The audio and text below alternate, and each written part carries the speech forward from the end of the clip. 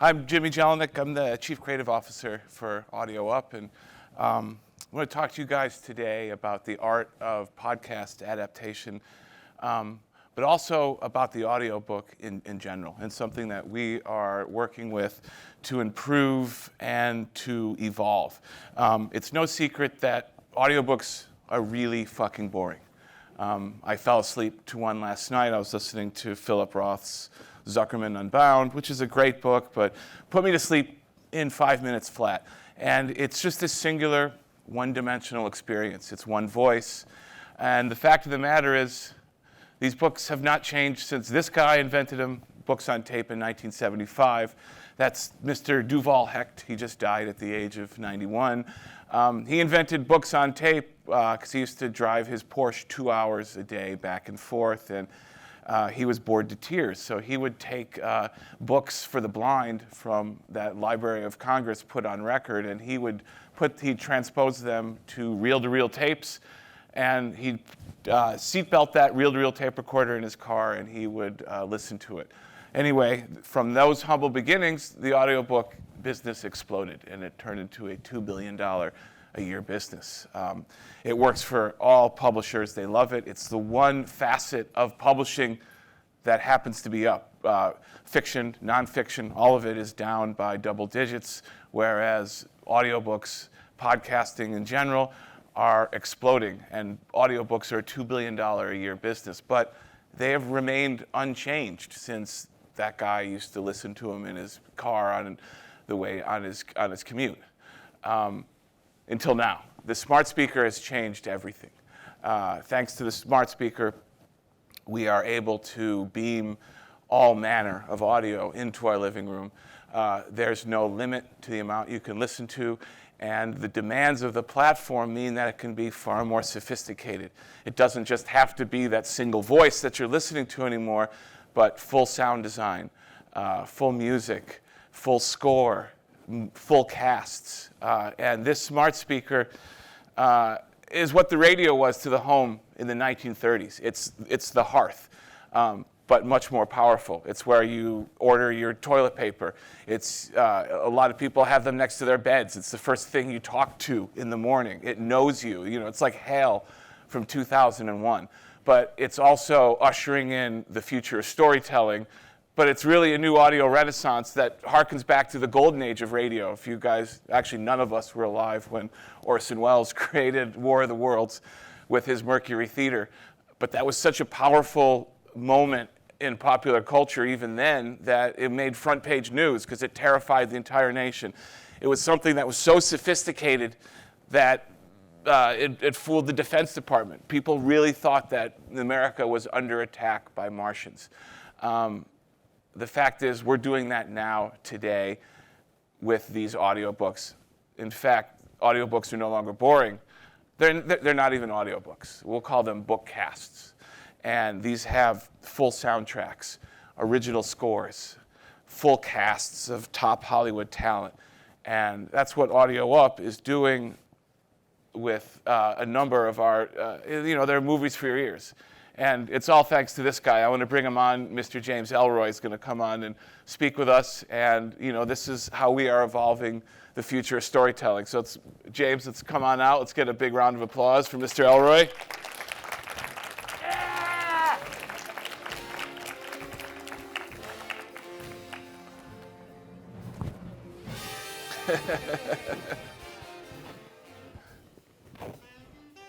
Hey, it's a small and intimate group. It looks like they let out the Union Rescue Mission to come and see the James gang. James Jellinek, James Ellroy. He goes by Jimmy. I go by Sir. And we are here to tell you today that audiobooks rule. That podcasts outrule audiobooks, and that motion pictures and television shows inimically drool.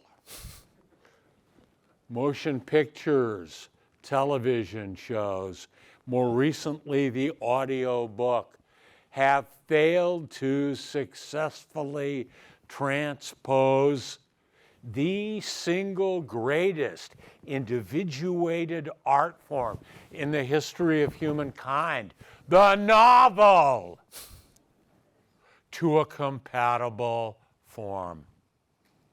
With movies and TV shows, the visuals fuck it all up. Big, complex books cannot be transposed to 2, 3, 4, 12, 18, 32-hour motion pictures and television shows. The nature of the cat, the nature of the adaptation is you have something irreducible, incompatible in the novel. It can't be done. It will always be full of bad actors, mush-mouthing their words, improvising, ad-libbing ad nauseum. You want the direct transposition of the written word that allows you to furnish your own visuals as you sit in front of your cell phone. And that's what we did with this book, American Tabloid. Yeah. Which is going to be a 9-episode or 12-episode, depending when we're done, scripted series, thanks to Mr. Ellroy. And the fact of the matter is, as James said, it's been tried and failed to be turned into a film by Hollywood. This is what the then president of HBO said about American Tabloid about 10 years ago, when they'd already spent $10 million trying to turn it into a limited series. Then Bruce Willis tried and failed to adapt it. Big surprise. Then Tom Hanks and HBO again tried and failed to adapt American Tabloid. And then David Fincher tried and failed to adapt American Tabloid. And it's only since audio and podcasting were we able to take this and turn this into a reality. And the fact is, the medium is the fucking message here. There you go. There you go. It can't be done, but you can supply your own pictorials as you sit in a chair, lie on your couch, go about your housework. You get my 600-page novel, my epic pop history of America in extremis between the years of 1958 and 1963. I read the entire narration.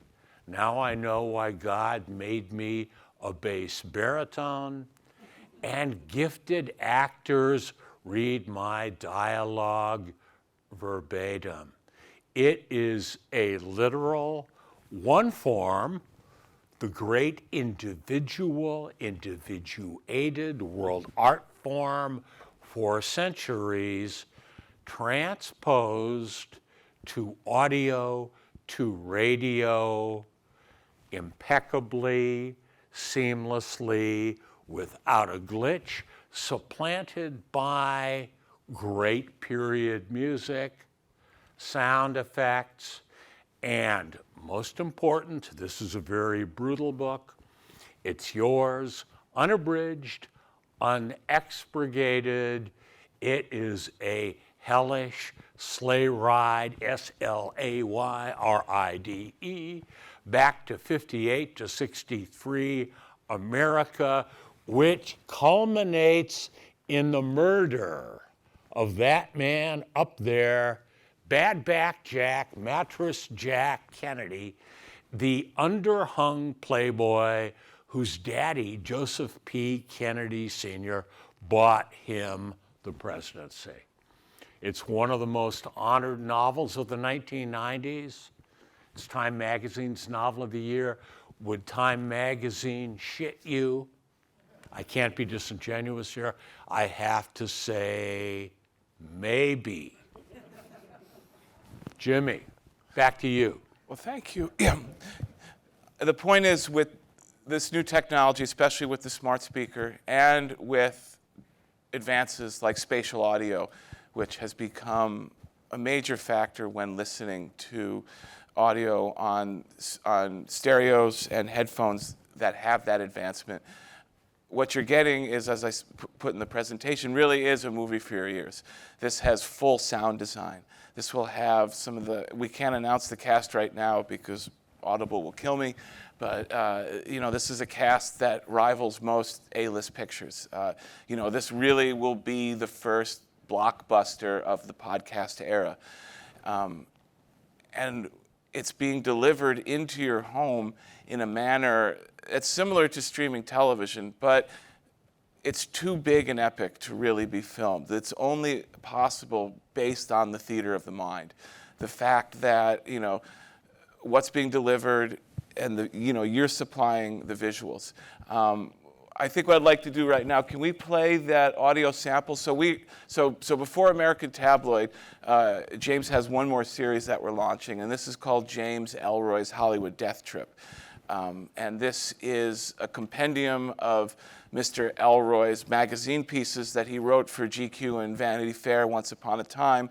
And it really is a compendium of mid-century murders that remained unsolved, that James went back with the LAPD Sheriff's Department Cold Case Squad to look into these series, beginning with his mother's murder, and then going into a number of series. So what we're about to listen to now is the intro to Glamour Jungle, which was the Karen Kupcinet murder. If you want to set that up a little bit, and then we'll play it. I don't think Karen Kupcinet was murdered. I think it's really an accidental death. She was a young woman who tragically died the week after John F. Kennedy was assassinated, very late in November 1963. She was a rich girl and the daughter of the Chicago Sun-Times columnist, Irv Kupcinet, long time Mr. Big in Chicago, had his own radio show, TV show called Kup's Show. She was running with a fast Hollywood crowd. She was popping a lot of pills. She may or may not have been strangled in West Hollywood on or about November 29th, 1963. All right, let's play it. Can you play it back there for us? Turn it up. Good evening, peepers, prowlers, pederasts, pedants, panty sniffers, punks, and pimps. I'm James Ellroy, the death dog with the hog log, the foul owl with the death growl, and the slick trick with the donkey dick. Yeah! I put a spell on you. You ain't nobody's audience but mine. Glamour Jungle. It's a glittering glissando of lunatic love and loss. It's low-bottom Hollyweird at its wicked and withering worst. Karen Kupcinet. She was Kup's kid. You remember Kup, don't you? You're probably too young. He was Mr. Chicago, Sun-Times columnist, radio and TV personality, and he set his only daughter up in Hollyweird to meet a horrific, horrifying, and hellacious end. Here's the real story for the very first time, as only James Ellroy, the demon dog of American crime fiction, can tell it. Off the record, on the QT, and very hush, hush.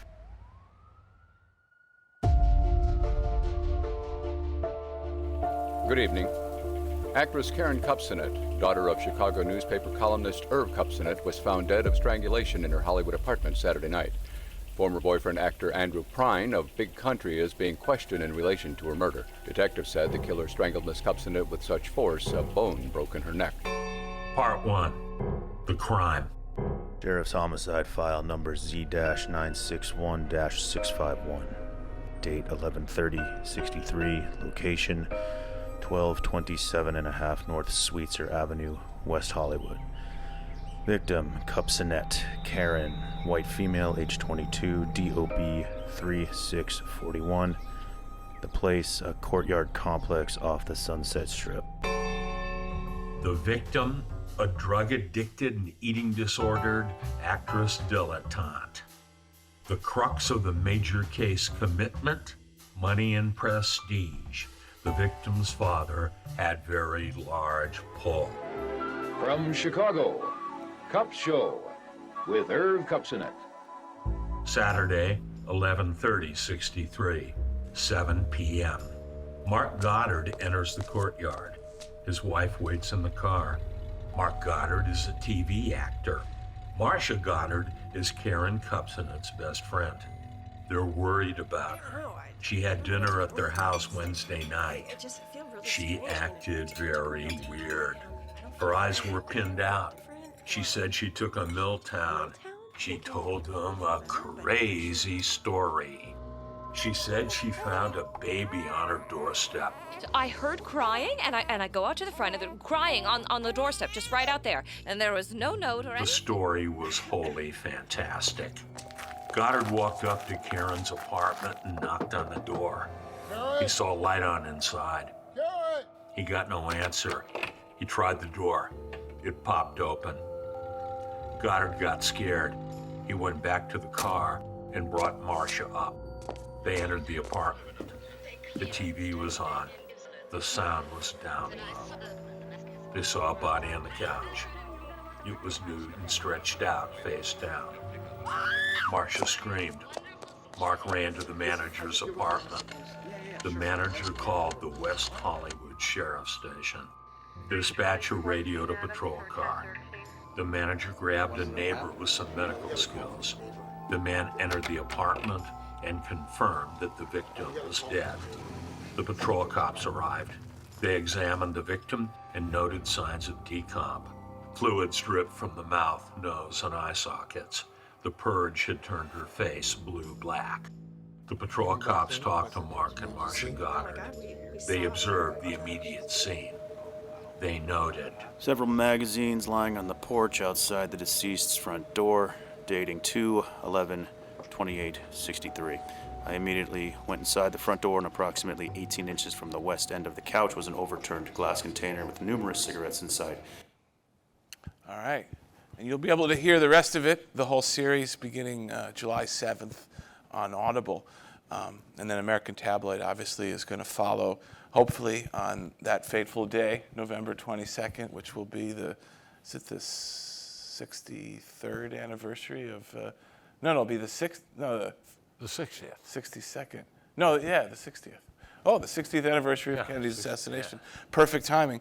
The sound design, when you're doing these types of adaptations, the magic is in the sound design.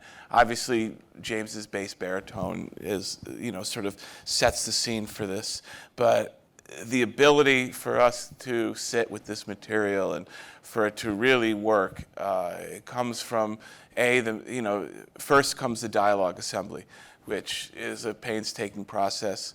I don't know if you guys have used Descript before, which is a transcription service that turns audio to text and allows you to just sort of line by line piece it back together. So we're working with that a lot. And then we hand it to the sound designer, and it takes 2 weeks for 45 minutes of audio to really lay in each one of these pieces. And this was simple compared to what we're doing with American Tabloid.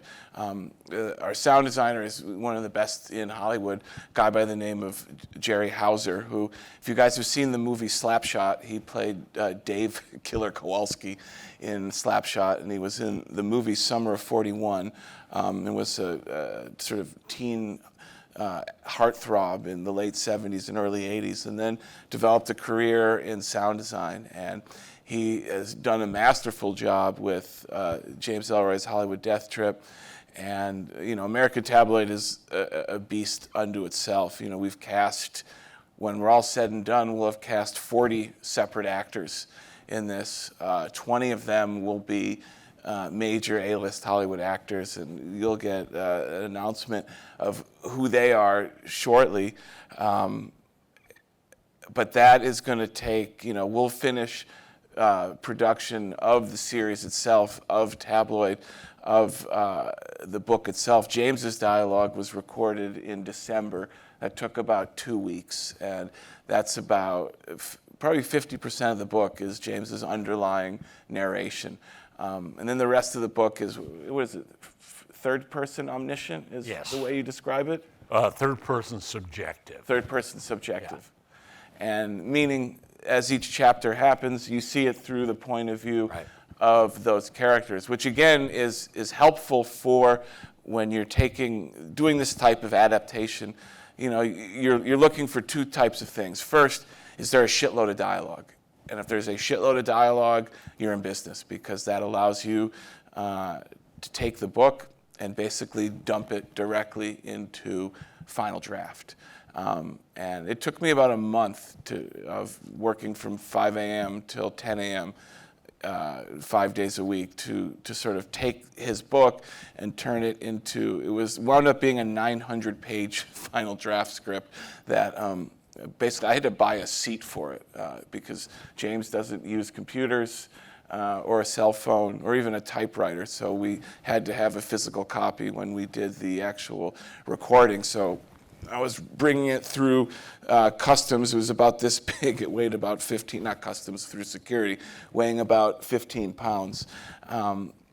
And basically, when you're doing that adaptation, you're taking all that dialogue, and you're splitting it up you're finding the individual characters, and you're building out those scenes like you would, in a regular script. But you're sort of you're following his book, and you're just laying it out in screenwriting format, so that the sound designers can follow it, and all the different actors can follow it. What was your biggest, when we did the actual recording? How did it Did it feel different from you when you usually heard, audiobooks being recorded? What was your impression of, our recording sessions?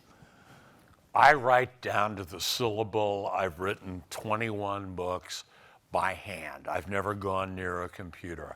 I don't know how to operate a computer. I've never used a cell phone. I can vouch for that. Digitally illiterate. I have avoided the digital age. I don't know how it works.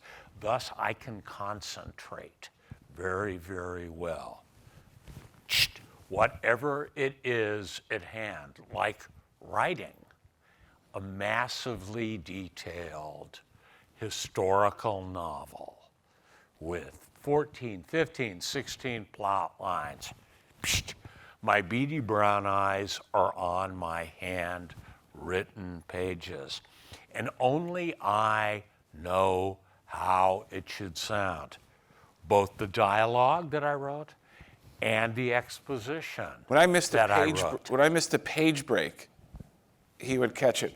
Yes. We're talking about in 150,000 words to the paragraph. He'd be like, "There's supposed to be a page break there." Yeah. Touche. And Yeah, and this is a book I wrote 28 years ago. I outline everything, and I calculate the text down to the syllable. I know where the inflections are on every line of dialogue and on every line of exposition. And I've got a good, raucous, flat-voweled American speaking voice. I was made to read the exposition, but I'm not an actor. I can't be men, women of varying ages, different races. It can't be done. No single actor, as in the audiobooks mode, can imitate that many differentiated voices. Hence these very fine actors that Jimmy has rounded up. Hence, overall, you get my novel seamlessly transposed into a consonant art form. I think It can't be done with movies or TV. I think the second helpful part about what made American Tabloid work so well for this medium was also the amount of archival inserts you have. You know, in the spirit of like John Dos Passos, the utilization of newspaper inserts, of television reels, of all these different sort of faux archival elements that exist in the book that we're able to pull out and then recreate within the script to give a sense that this is actual documentary evidence coming from Ellroy's brain or from the research that he did. And was some of that inspired by when you read Libra, when you read Don DeLillo's Libra, and what he did with the CIA archivist? Yes, not so much Nicholas Branch, the CIA archivist, but I was 15 when JFK, that fellow over there, he's about to get it, but he's atypically happy. He just got it there. He's got one in the head. He got it. There he is. There he is. Jackie's trying to get away, or she lost an earring. Either one. Yeah, something like that. That's not funny, but kind of. It didn't move me at the time. I was a self-absorbed 15-year-old boy. But in 1988, I read Don DeLillo's great novel Libra, which is the story of the unholy trinity of renegade CIA men, right-wing Cuban exiles, and the mob. And they put together a patsy and Lee Harvey Oswald, and damned if they don't succeed in whacking the press. I don't think it really happened that way. I think Oswald acted alone. But my job, the overall arc of my illustrious career, is to rewrite the history of LA, my smog-bound fatherland, and America, my country. So I rewrote 1958, 1963 America to my own specifications. And you're going to be there. And in an astounding effort of literary empathy, I have decreed that all of you, the readers of American Tabloid in book form, the listeners in audio up, podcast form, will come to empathize with the men who killed Kennedy. In fact, Jacques Hughes, you are all complicit in the assassination of John F. Kennedy, even if you weren't alive in 1963. Why? This book is going to make you do the bad boogaloo. Why are Jack they complicit? Hughes. Why are they complicit? Because it's that real, and the empathetic origins of the characters Pete Bondurant, Kemper Boyd, and Ward Littell. Oh man, he will. These guys will burrow into your hearts, your minds, your genitalia, and your soul. And you're going to think, yeah, Jack's got to die. Yeah, he does, doesn't he? Jack Hughes, each and every one of you. That's how good my book is. That's how great this podcast will be. If I'm lying, I'm flying. Well, let's take some questions now. What do we got? What we got? Come on, people. Woman over here. So when it comes to taking something that is, obviously very robust in a literary form and you're transforming it, as you say, into this 900-page script, like how do you schedule that? How do you even start to plan that and attack that? It's just such a, again, big thing that you're going to try to accomplish in a totally different medium. What was that thought process like planning for it? The planning, well, first and foremost, you have to get it out of the book and you have to get it onto the final draft page for a number of reasons, because you have to, that script is the starting point for all of production, because you need to know how many people you're going to cast. You need to know what your score is going to look like. You need to know how much, the rule of thumb, it's a page a minute. So if you have 900 pages, you're looking at over 900 minutes of recording time. So you're starting with that script. So, until you do that adaptation, you're sort of at zero time. And so that starts first, and then once that's done, then you can bring in your production team, you can bring in your partners, and you can begin planning the entirety of the production process. What helps the most is to know, is to have a due date. Otherwise, you're just going to continue to tinker and push it and futz around with it. So, we know that this has to be turned in at, X a date. You back up a month for Audible because they like to, for the marketing and stuff like that. So we know that this has to be done in October. So then we work back from October what needs to be done. The fact of the matter is all the principal recording, all the dialogue, everything will be finished by the beginning of June. And then we'll hand it first to the sound designer. And that'll take him almost till October to do 6 months of work to do the underlying sound design. And then, Audio Up, we also have an entire in-house music composing team. So then they will go to work, and because we're not going to license, 18 hours of music, it would bankrupt us. So all of that is being created, and there's, it takes place in Miami within the Cuban exile community.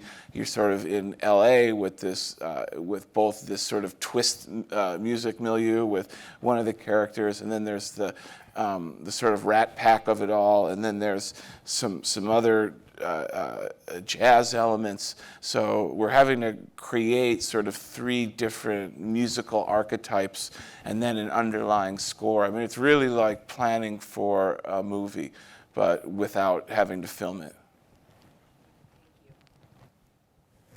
All right, what is there? I agree, audiobooks are not boring.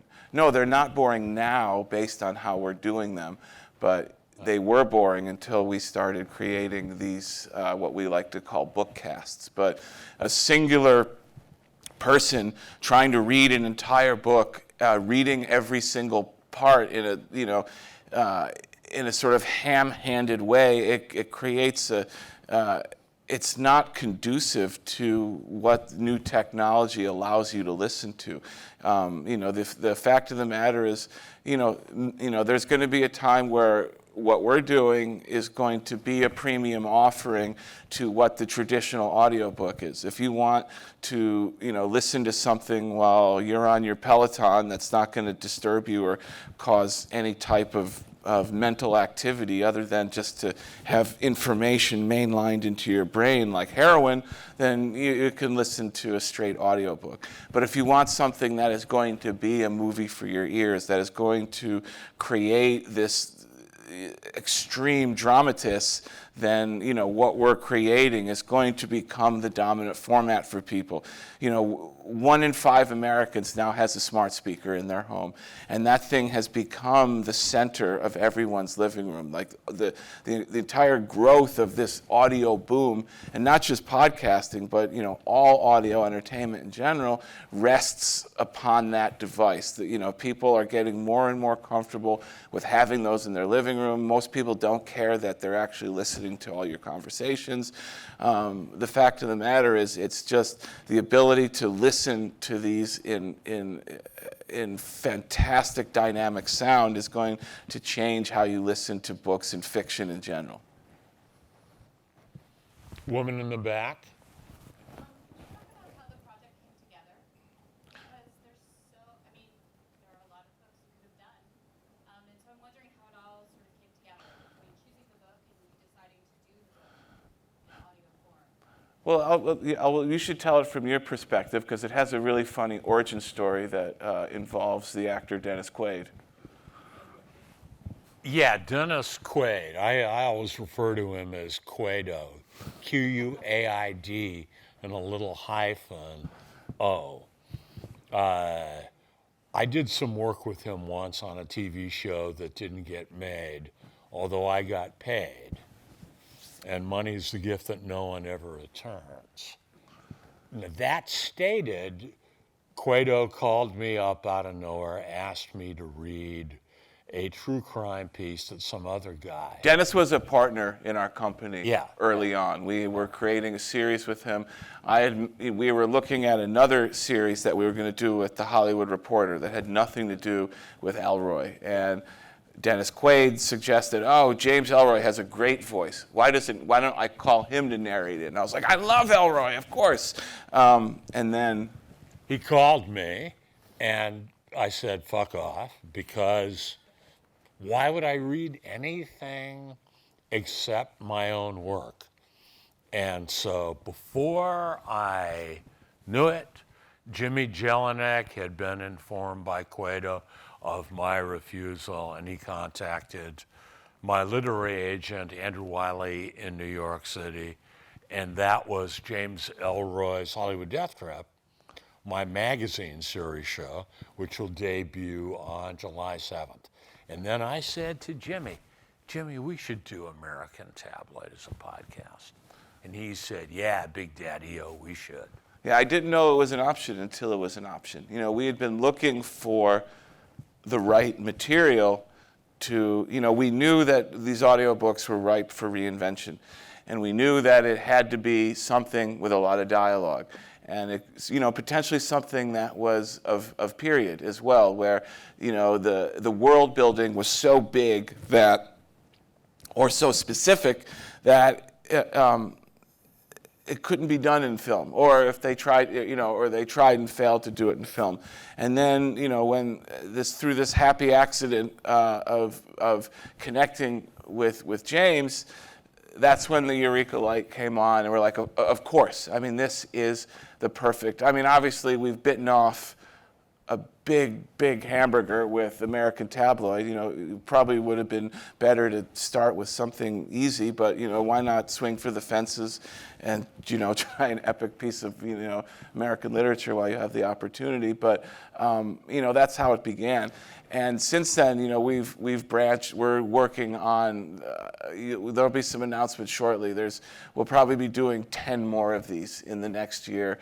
Some more with Mr. Ellroy with some of his books, and then some other classic American authors who James doesn't like because they're not James, but that we will also be bringing out as well. Yes, woman over here. Yes, you. So when it comes to building the world of audio and choosing what sort of clips to bring in, are you, like, for example, found news clips from the period, or are you sort of creating that audio yourself and making it sound like it's from the 60s? a little bit of both. So if it is, you know, in Hollywood Death Trip, when you're listening to that was those are actual archival clips that, because you know, that's true crime, that's nonfiction material, so it's sort of paramount to root it in that. With tabloid, it's a little bit tricky because you're dealing with historical fiction. You're dealing with true events that happen in a wholly sort of, you know, made up narrative that's from the mind of James Ellroy. So. For example, there's going to be a scene coming up that takes place at what's called a Teamster smoker. And a Teamster smoker is an equivalent between like a strip club. It's like it's basically the Teamsters would rent out these giant halls, bring in a bunch of strippers, bring in a giant band, and then it would just be sort of a rah-rah day for the union. And Jimmy Hoffa would get up there and pass the hat for money, and then there'd be entertainment.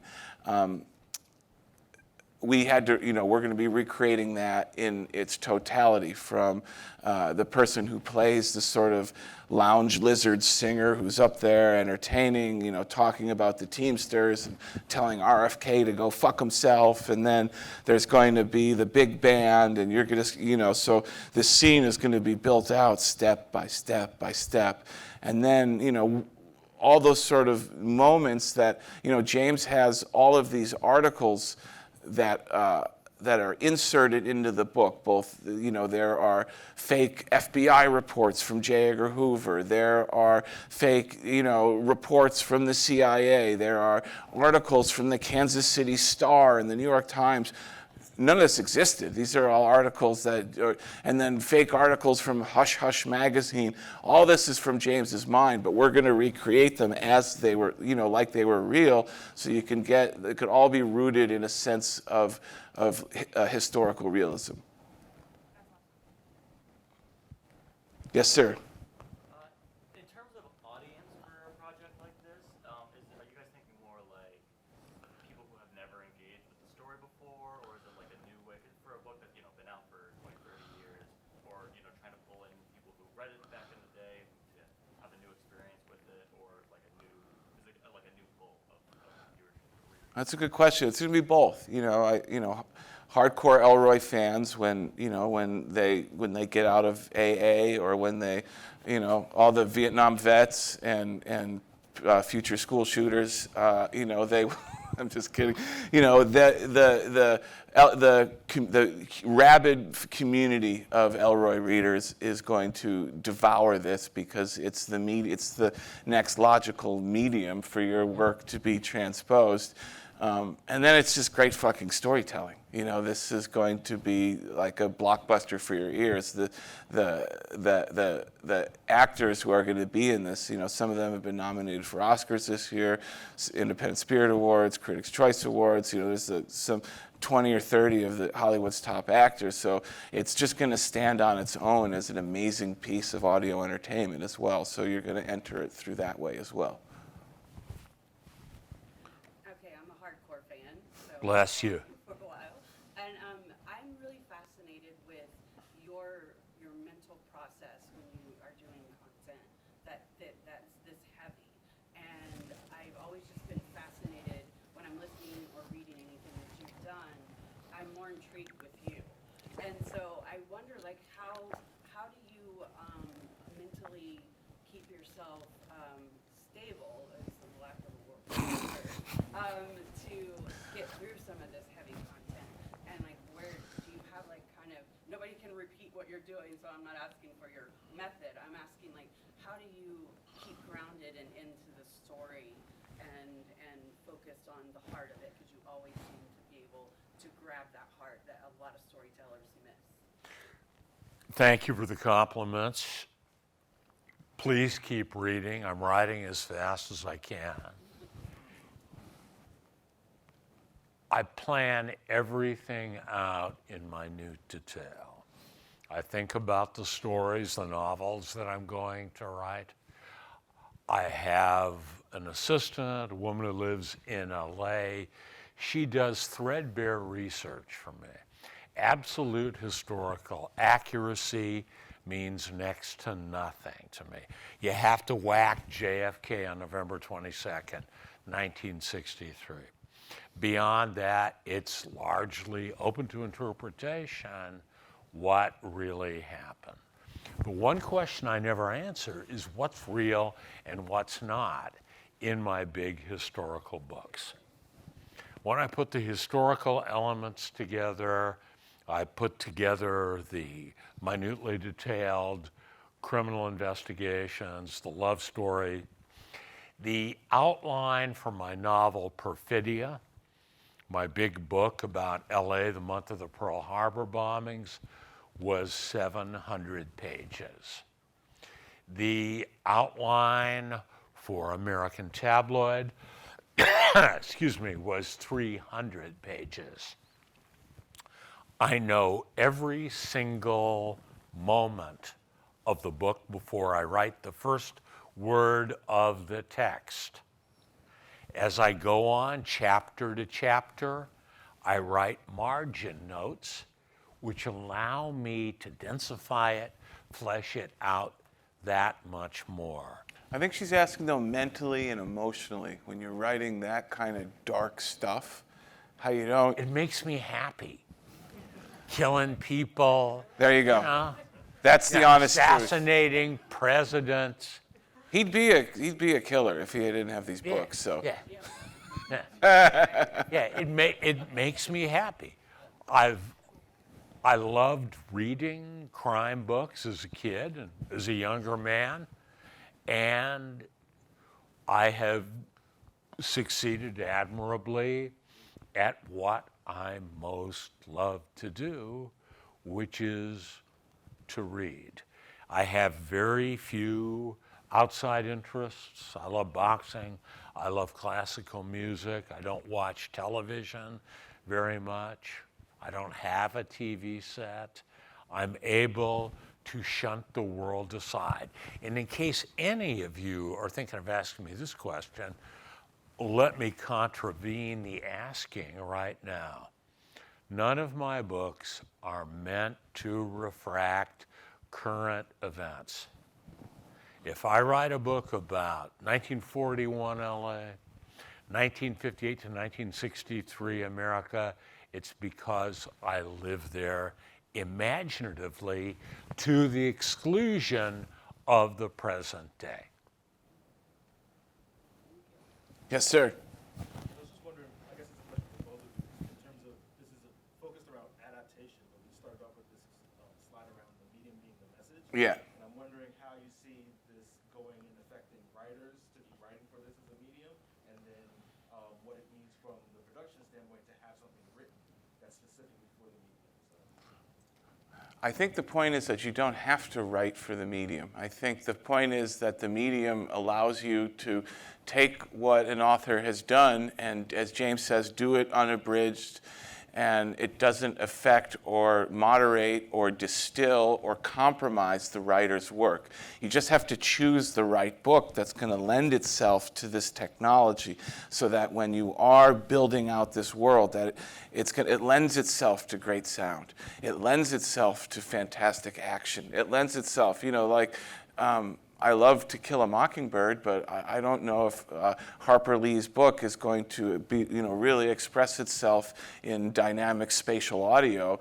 Whereas, when you're hearing somebody cut apart with a chainsaw at a beach in Alabama, that's something you want to hear a little bit. You want to hear the sound. You want to hear the texture of the bone being ripped into while there's like a jazz score underneath juxtaposing that horrific moment. We're sort of going for the jugular here. And to do that, you need all of these different elements on your side. But in terms of writing for the medium, if you're writing directly for this type of thing, you're wanting to write material that goes beyond just the spoken word, that is going to lend itself to this full theater of the mind, that you're not creating an audiobook, you're creating audio entertainment that harkens back to what Orson Welles did, 80, 90 years ago with the Mercury Theater, but because of this technology, you're able to do it faster, cheaper, better, grander, and in a way that will absolutely blow people's minds. I wrote it as a book. That's what I am. First, exclusively, I'm a novelist. As it happened, podcasts didn't exist then. I never considered it. I made a couple of bucks off of movie options and the 4 movies that were made for my books. They're all dogs. They're stinkeroos, each and every one of them, including the vaunted LA Confidential. What a fucking turkey that thing is. Timid, doesn't even make narrative sense. And then I got lucky when I met this guy and when I learned about the whole podcast phenomenon, because there is no compromise. There it is, unabridged, unexpurgated. I read the narration, gifted actors read the dialogues, and they're not going to screw it up with their dipshit ad libs and improvs either. They got to read between the quotation marks. And there's no studio note saying, can you make the character redeeming or make it You're getting them as they were, as they are, you know. These are bad people or good people doing bad things, or bad people, you know, compelled to act within history. And yes, sir, you had a question? I think you mentioned that it's going to be released in episodes, right? The American Tabloid. Yes. Yeah. I was wondering about that. When I think about an audiobook, like have one straight file of 15 hours, and I know how I was taking this decision, because thinking about the experience of people who's consuming or the production. Why made it episodical? Is it the... We wanted to lean into the cliffhanger element of the, you know, radio serials. And yeah, the rising, falling action of the book lends itself to, there's sort, you know, it's broken up into different moments within the book, and we tried to cut the scenes in that way. You know, the sort of audiobook model of, oh, here's this thing that's 18 hours, and you can sit with it, and it's all going to be, you know, it'll be released, and you'll be able to listen to it as you want. I mean, we intend for it to be, you know, episode 1, episode 2, episode 3, and just allow you to stay with it. You know, I think a lot of people will come to it in its totality, and they'll listen to it how they choose to. That's the beauty of today's media, is that, you know, at the end of the day, we can't really dictate how someone's going to consume your media. You can suggest by releasing it in one manner, but, you know, the amount of people that are going to, you know, come with us on release, that's, you know, it's probably going to be all the hardcore Ellroy fans and people who love those actors. But, you know, the sort of long tail of people who come to the book will probably experience it, you know, as one big thing, and they're going to consume it however they want to. Sorry, are you sorting by chapters or acts? It's by it's really by where the action is. So like episode 1, you know, it probably encompasses 15 chapters. You know, it will be, you know, it's episode 1's probably like 90 minutes of air time. So, and because some of your chapters are 4 pages, you know, and some of them are 30 pages. And, you know, what we're doing is, as we're transposing it from book to audio entertainment experience, we're looking at the totality of the narrative, and we're looking at where it's best to sort of, all right, let's take a break here, and then let's pick up second episode here. Yes, sir. Going back to when you guys were talking about like the technology also shaping the way we consume it, have you guys considered at all producing something like people do now in movies with Dolby Atmos 3D sound, and like maybe down the road or something? Yeah, that's what I was talking about. Everything we do is in 3D. It's spatial audio. And this will be released in Dolby Atmos. It's fantastic. So when you hear that chainsaw on Orange Beach, like really just getting into the bone, like it's gonna sound fantastic. Or when, you know, right before, you know, Mr. Oswald, or in our book, a number of people take Kennedy's head off, you're gonna hear that sound ricocheting from, not to ruin everything, but Kennedy does die in the end. You know. He gets it. Real quick follow-up then. What would be like the platforms that would best be suited for that? Not all platforms, I don't think, would take even full wave files. They get condensed a lot of stuff. Well, this is going to be on Audible, so that's so that's where you'll be consuming it. And we turn it in specific file formats, and then there's a mix down that's done in Dolby Atmos, and then they upload it onto their platform. But we're going to have these bookcasts that will be available across all DSPs.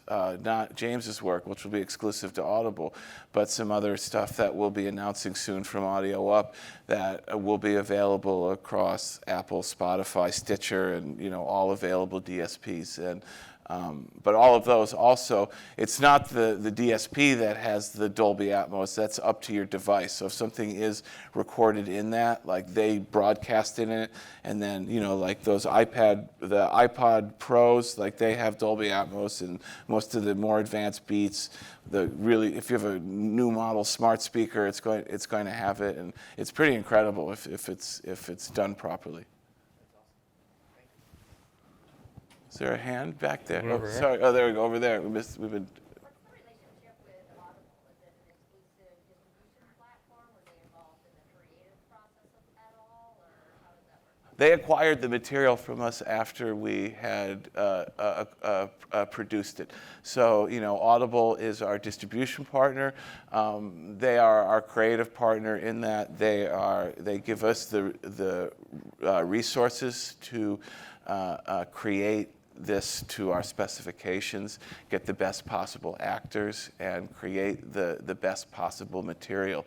But they have a very light touch when it comes to giving notes. And the beauty of doing an unabridged transposition of a novel is like there's nothing to change. Like I'm not going to go back to James and say, hey, can we take out that character? He'd tell me to go shit in my hat.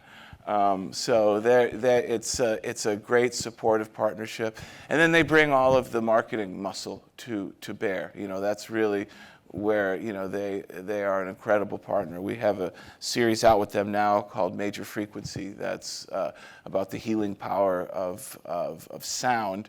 That is #1 on their subscription platform, and they supported this release with billboards on Sunset Strip and at the mouth of the Lincoln Tunnel, television ads, incredible amount of paid media, full PR push. So having that type of marketing muscle behind a project just is, there's 10,000 new podcasts come out every week.